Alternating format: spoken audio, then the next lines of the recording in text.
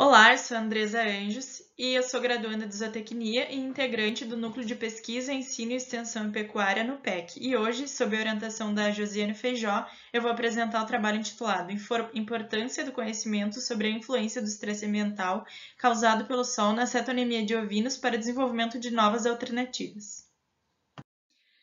A produção de ovinos é uma atividade de importância social, ambiental e econômica, e no Brasil, cerca de 87% desses animais estão distribuídos entre as regiões Nordeste e Sul.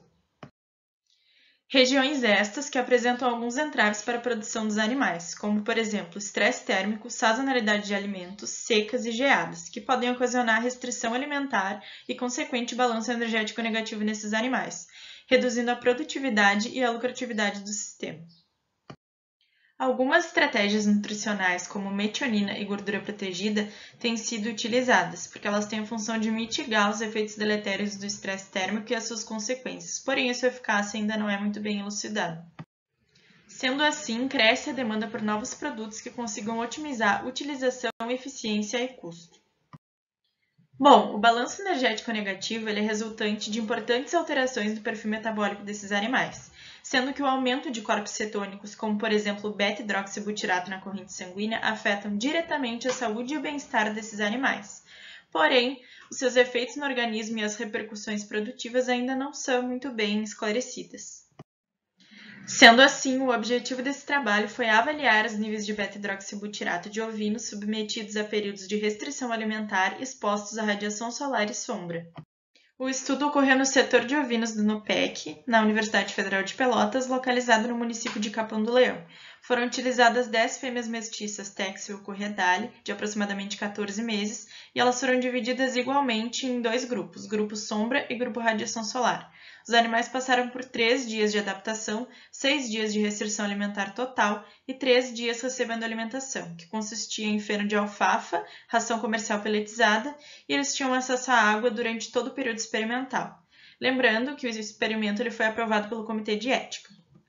Para a coleta do beta-hidroxibutirato sérico, foram coletadas 5 ml de sangue em tubo com ativador de coágulo, que foi posteriormente centrifugado para a obtenção do soro sanguíneo, e este avaliado em analisador bioquímico automático. Entrando nos resultados, a gente pode observar esse gráfico que é sobre os valores médios de beta-hidroxibutirato sérico dos animais. No eixo X, a gente tem os momentos nos quais foram feitas essas coletas, sendo que de 24 horas a 156 horas é referente ao período de restrição alimentar total, e o período de alimentação representado por N24 e N48. A linha pontilhada representa o limite inferior para a caracterização de balanço energético negativo, e a gente pode observar que ambos os animais dos dois grupos, independente de estarem alimentados ou não, estavam com níveis elevados de beta-hidroxibutirato, o que representa uma ingestão inadequada de alimentos, caracterizando assim o balanço energético negativo e uma ativação do metabolismo lipídico. Quando o beta-hidroxibutirato é abundante na corrente sanguínea, o cérebro pode obter parte da sua energia através da oxidação desse metabólito, ou até substituir a glicose como combustível primário, suprindo cerca de 60% das suas necessidades energéticas, o que pode justificar o encontrado nesse estudo, no qual, após 6 dias de restrição alimentar total, nenhum dos animais apresentava debilidade ou apatia. Bom, após esse período de restrição no qual os animais estavam recebendo alimentação, seus níveis de beta-hidroxibutirato ainda se encontravam acima de 0,8, o que pode ser explicado através da via do metabolismo lipídico que ainda se encontrava ativa nesses animais, corroborando com o que foi encontrado no estudo de Ribeiro em 2003.